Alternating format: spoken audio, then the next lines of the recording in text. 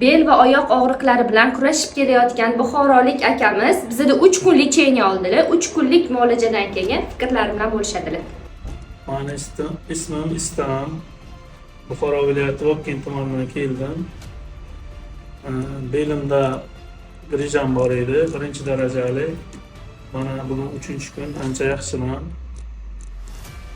Boshqalarga ham tavsiya qilaman, kelishdi. Og'riqlaringiz kamaydimi? Albatta, og'riqlarim 70-80% ga kamaydi. Ancha yaxshiman. 3 kundan kamaydi. Xuddi shunday. Shifoli bo'lsin. Tavsiyalarimizni bajarib turasiz. Ikkinchi kursga kutamiz.